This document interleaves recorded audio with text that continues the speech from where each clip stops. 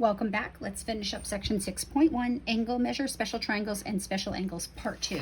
So there's lots of little tiny details in this section. You really want to become comfortable with this material because I'll be using these words pretty freely throughout the rest of the semester when we're talking about our trig stuff.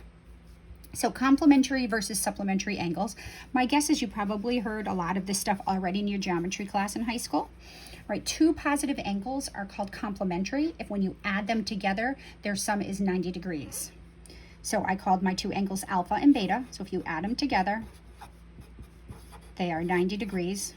Or if we're given in radian measure, they're pi over 2. So example, 40 degrees plus, well, what angle can I add to 40 to get 90? Hopefully you said 50, so 40 and 50 degrees are complementary angles. Two positive angles are called supplementary. So I guess you should understand that too, underline that too. If when you add them together, you get 180 degrees. So if we add them together, if they're radian measure, it would be, when we add them together, we get pi. So for example, pi over 7 and 6 pi over 7 are supplementary angles.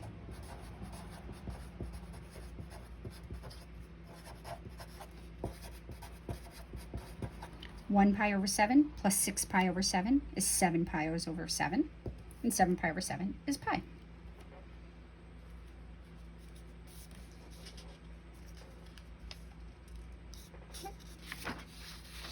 Right, degrees, minutes, seconds. Degrees, minutes, and seconds help us identify measures of angles to a much more precise measurement. So 1 degree, it's kind of like clockwork, is equivalent to 60 minutes. Which is equivalent to, well, 60 minutes, 1 minute is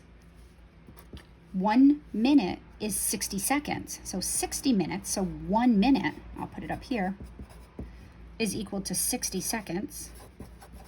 So 60 minutes is equal to 3,600 seconds.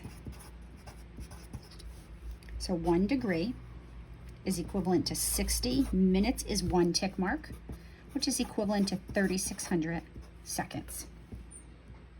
So notation, 1 minute would be 1 minute. Would also call it 60 seconds.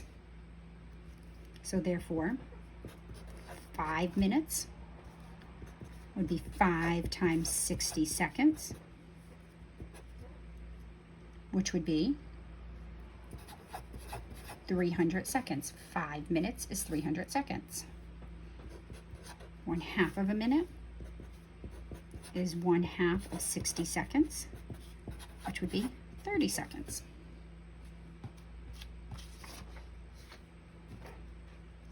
One second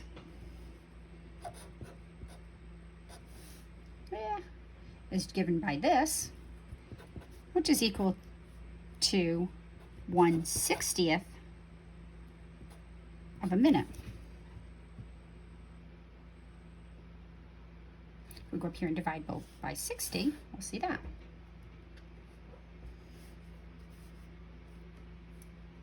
So 120 seconds is equal to 120 times 1 over 60, or 2 minutes. 1/2 of a second is equal to 1/2. Whoops, sorry, that should be 1. No, gosh, be careful here. I said 1 over 60. Be careful. So 120 seconds is equal to 120 times 1 over 60 minutes, which would be 2 minutes. 1/2 of a second is 1/2 of 1 over 60 minutes, or 1/120th of a minute. All right, so how can we go from degrees to minutes to seconds, and degrees, minutes, and seconds to degrees? Process by example. Let's convert from degrees, minutes, seconds to decimal degrees. All right, so what we do is we take, this is 52 minutes, sorry, 52 degrees, 10 minutes, 15 seconds. We want to turn it to decimal degrees. So I break it up like this. I do 52 degrees plus 10 minutes plus 15 seconds. I break it up into 3 pieces and I work it into, look at each piece. So this is going to be 52 degrees plus 10 over 60 degrees. So 10 minutes is equal to 10/60ths of a degree. And then seconds we divide by 3,600. So to turn 15 seconds into degrees, so that all comes back from, oops, where did I put it? Look, I'm losing my sheets. Right here. 1 degree is 3,600 minutes. So if we divide both by 3,600, we get 1 minute is 1 over 3,600 degrees. So we have 15 times 15, and that gives us this. Now we pull out our calculator. We let our calculator do the work first. 52 plus 10 divided by 60 plus 15 divided by 3,600. We're going to get 52.17083333. So we're just going to follow the directions. If it says to round to 4 places, we can't write the exact decimal degree here. I use this approximately equal to.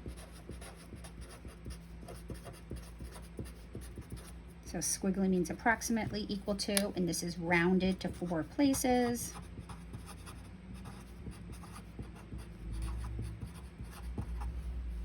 So just follow the directions. Right, let's convert 31 degrees, 40 minutes, 20 seconds to decimal degrees. So I'm going to change this to 31 degrees plus 40 minutes plus 20 seconds. You can get 31 degrees plus 40 over 60 minutes plus 20 over 3,600 degrees. So 40 minutes is 40 over 60 degrees. 20 seconds is 20 over 3,600 degrees. We're going to pull out our calculator, see what that gives us. 31 plus 40 divided by 60. I'm going to clear it. Let's do it again. 31 plus 40 divided by 60 plus 20 divided by 3,600. And that is 31.6722. So I'm going to do about equal to 31.6722 degrees. Again, rounded to 4 places, approximately equal to. 4 places is usually a good point to round to, unless otherwise stated. All right, how do we go backwards? How do we start with this and get back to 31 degrees, 40 minutes, and 20 seconds? Well, here's what I suggest is you take your decimal, the number to the left of the decimal point is always going to stay to the left of the decimal point. So 31.6722 degrees is equal to 31 degrees plus 0.6722 degrees. So it's the portion of a degree that we're turning to minutes and seconds. So we're going to convert this to minutes. So we're going to convert the decimal part to minutes. So we're going to do 0.6722 times 60 minutes, because 60 minutes would be a whole degree. We have about a little more than 2/3 of a degree here. So 0.6722 times 60 is about equal to, like I said, we're going to round to 4 decimal places. So let's see, we're going to do 60 times 0.6722. It's going to be, that's actually going exactly to equal 40.332. And I changed that to, I changed it, excuse me, I lost my train of thought. Oh, I changed it to equal sign because I didn't have to even round. 60 minutes times 0.7622 is exactly 40.322. So what we have here now is that we have 31 degrees plus 40.332 minutes Right, so this is how many minutes we have. So now we're going to split this up. We're going to do 31 degrees plus 40 minutes plus the 0.332 minutes. So we're going to take our whole minutes out, just like we took our whole degrees out here. Now we're going to take our whole minutes out here, and we're going to convert this decimal to seconds.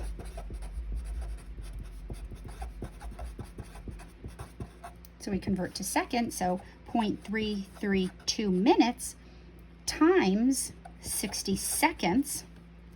Do we get a nice number here? Let's see, 0.332 times 60, we get 19.92. So that's exactly 19.92.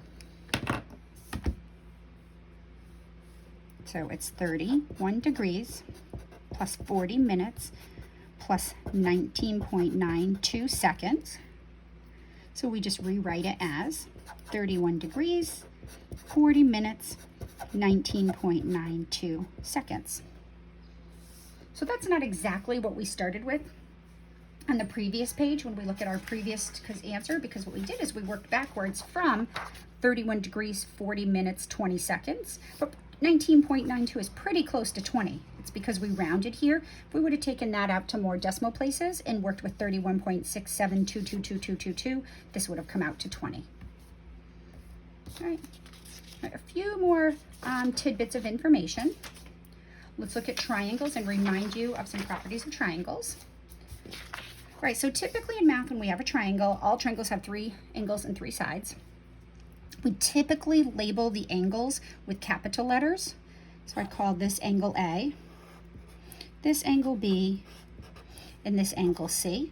Now the direction of an angle inside of a triangle is irrelevant. We always call the angles inside triangles positive. So not matter if I went A from here to here or here to here, because I can rotate the angle, it's the triangle, it's still the same angle. So angles inside of a triangle are always considered to be positive. We typically use capital letters. Sometimes we use this notation, the little angle in front. If we eliminate it, then it's clear with the capital letters that we are talking about the angles. When we label the sides of a triangle, we tend to call the side opposite the angle the same letter. We just use lowercase. So side little a is opposite angle little a, side little b is opposite angle big B, and side little c is opposite angle big C. Just a reminder, when you add up the angles of a triangle, it will always equal 180 degrees. We can write this without the angle notation. A plus B plus C will be 180 degrees. The largest angle always has the largest side opposite of it. So if A is the largest angle, then side A is the longest side. If I change that to B, if B is the largest angle, then B would be the longest side, so forth and so on. If B is the smallest angle, then side B is the shortest side. And again, that holds for anything. If it was angle C, then its side opposite, side C, would be the shortest side. So the smallest angles have the smallest side opposite of them.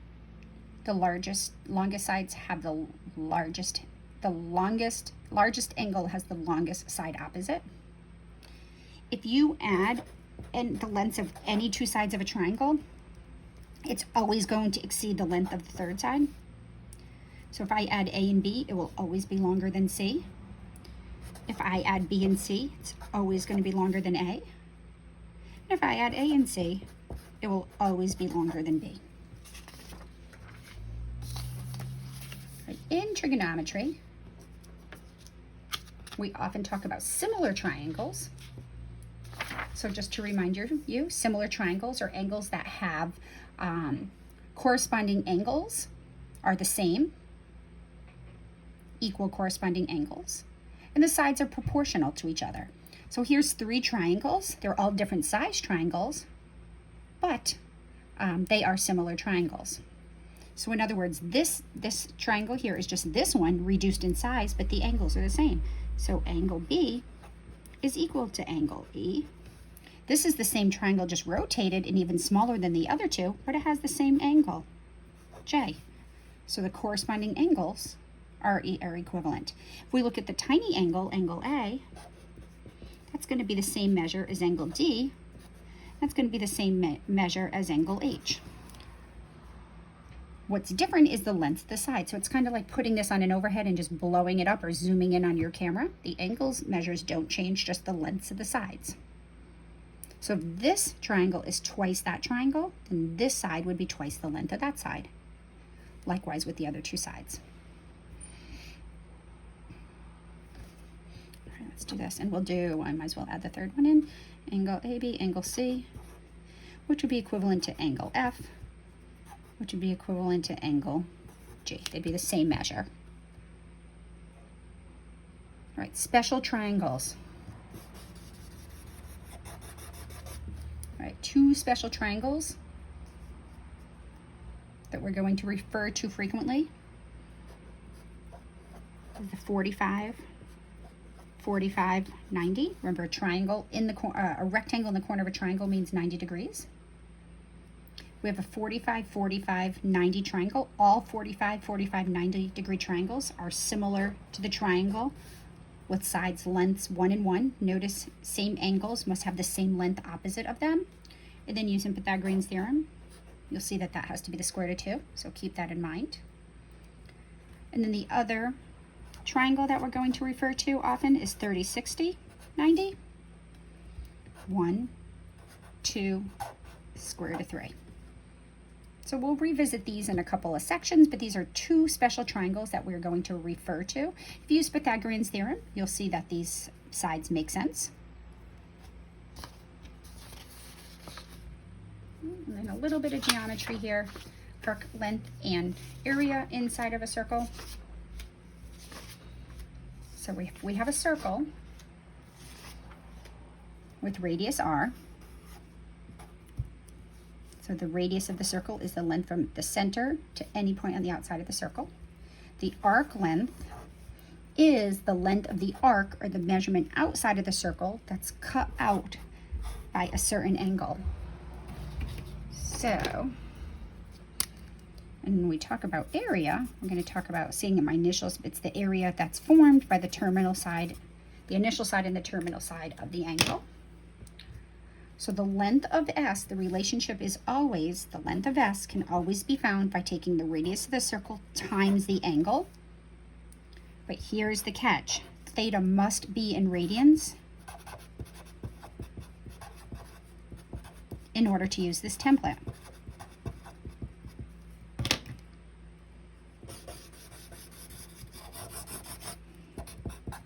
Okay. If you don't put theta in radians, you will get the wrong arc length. So you have to use radian measure when doing computations involving angles. The area of that little guy, so this is the sector, I'll highlight it yellow. So this yellow area is 1/2 times the radius squared times theta again. But again, theta must be in radians. So radians is an important unit of measure in geometry.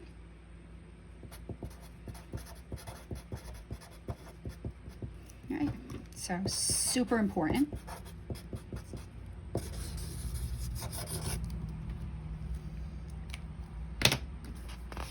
So let's look at an example.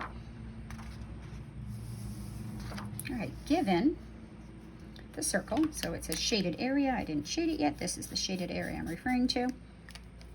So if we start inside a circle of radius 4, and we cut an angle of 60 degrees, doesn't matter if it's this way or the other way, I want to find the yellow area and the length of the path on the outside of the circle. So very first thing, 60 degrees, we have to turn it into radians. So 60 times pi over 180 is pi over 3. This is what we have to use. We have to use this for our angle.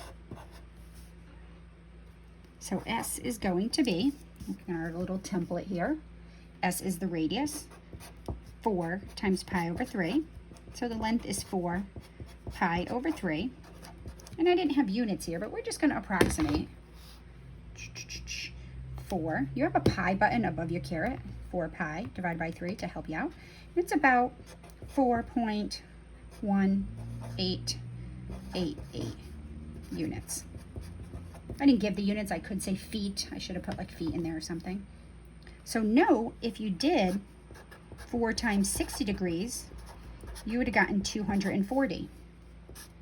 That is, if this is 4 units, that's certainly not 240 units.